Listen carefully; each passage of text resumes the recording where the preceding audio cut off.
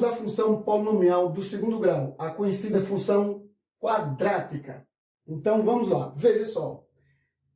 Temos aqui uma função, ela é nesse tipo aqui. Ela pode ser nesse tipo aqui, ó, que ela está incompleta. Você pode ter outra completa, com f de x igual a x ao quadrado mais 8x mais 7. Certo? Pode ser incompleta, pode ser completa, tanto faz. Pode ter outra aqui, f de x é igual a x ao quadrado ou menos x ao quadrado e mais 2x. Pronto.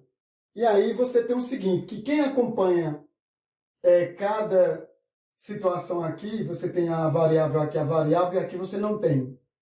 Então aqui você tem os coeficientes a, b e c, sendo que o a sempre acompanha o x ao quadrado. Então, neste caso aqui, o a é esse 3. Aqui na frente é 1.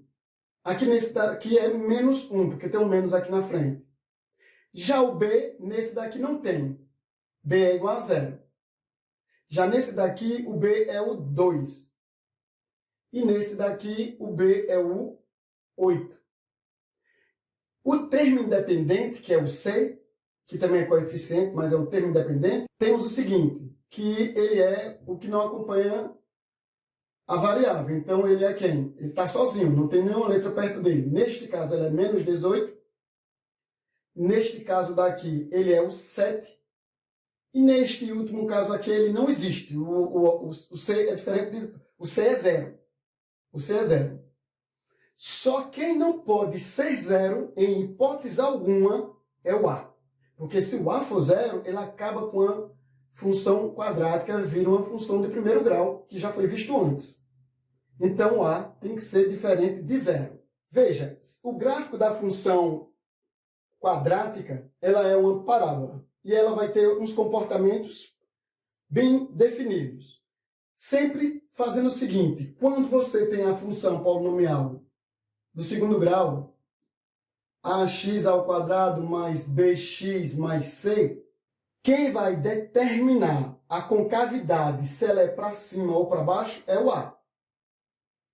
Então, vamos a isso. Primeiro é esse ponto.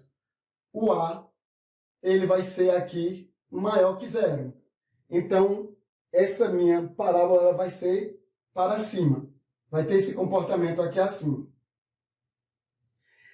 Agora, essa outra daqui também vai ser para cima.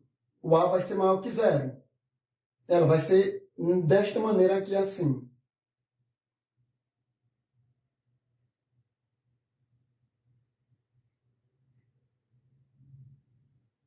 Também tenho aqui o A maior que 0.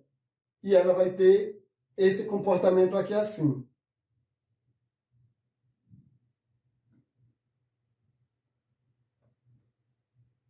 O que deu para perceber é que todas elas estão para cima, só que estão com algo diferente.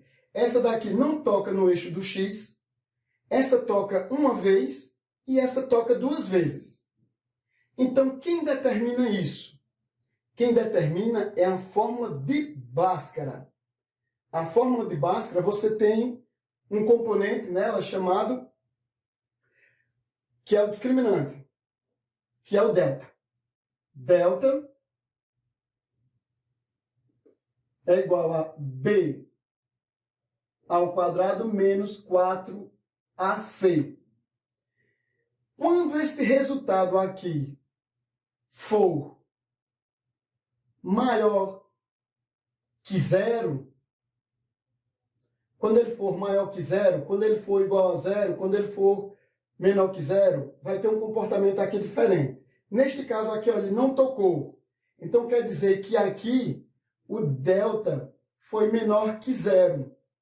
Ele foi negativo. O resultado aqui, quando trabalhou, pegou os coeficientes daqui, substituiu aqui, trabalhou, o resultado deu negativo. Então, você tem mesma concavidade para cima, mas ele não toca em nada, porque o delta é menor que 0. Mesma concavidade para cima, ele está tocando no lugar aqui. E quando é que isso acontece? Quando você termina o valor de delta e ele for igual a 0. Então, quer dizer que ele tem aqui um único valor tocando aqui em x, ou pode chamar raiz dupla. Agora, neste caso aqui, o delta ele é maior que zero. Aí ele tocou em 2 pontos. Esta é a situação da concavidade, ela voltada para cima e tendo o resultado ali para delta. Agora iremos ver a situação contrária. Menor que zero agora, tendo A menor que zero, que é o coeficiente ali, sempre ele, que é diferente de zero. Ele nunca vai ser zero, mas ele vai ser menor que zero e ele vai ser maior que zero. Aquele é maior que zero, aquele é menor que zero. Nas três situações. Ele é menor que zero, quer dizer que o gráfico ele vem e não chega a tocar ali no eixo do x, que aqui é o eixo do x, aqui o eixo do y. Ele não toca. Já nessa situação aqui, eu tenho também o A menor que zero. O gráfico vai ser para baixo, a concavidade é para baixo, mas ele chega aqui, vem de baixo, toca num único ponto e desce. Já na última situação, também a concavidade é voltada para baixo. Ele vem de baixo, sobe, toca em 2 pontos e desce. Então aí, quem vai fazer o comportamento de cada um, claro que vai ser o delta. O delta, neste caso, foi menor que zero. Ele não tocou em nenhum lugar. Quando o resultado ali é menor que zero, é negativo, ele não vai ter raízes reais. Não existe raízes reais. Pode até escrever assim, não existe x reais. Certo? Aqui não existe. Que está cortadinho aqui. Ou pode até escrever não existe raízes reais. Neste caso aqui, o delta foi igual a zero. Como o delta é igual a zero, ele tem uma única raiz, ou chamada raiz dupla. Ele vem, o gráfico toca no x e desce. Neste outro caso aqui, o delta vai ser o quê? O delta vai ser maior que zero. A concavidade é para baixo, porque A é menor que zero, ela é para baixo, porém o gráfico vem, toca uma vez, 2 vezes e retorna, porque o delta foi maior que zero. Pronto, e para saber esses resultados finais aqui, porque esse daqui não vai ter resultados, então não prossegue. Quando o delta for resolvido e for negativo, você não vai terminar fazendo a fórmula de Bhaskara. Agora, quando ele der esses resultados, que for igual ou maior que zero, aí você continua para a fórmula de Bhaskara. Depois que terminar isso aí, você vem para a fórmula de Bhaskara, que é igual a x, certo? Que x é o quê? X é igual a menos b, mais ou menos, a raiz quadrada de delta, porque não pode ter negativo aqui dentro da raiz quadrada, por isso que quando for negativo, você não vai ter aquela situação aqui. Dividido por 2 vezes o A.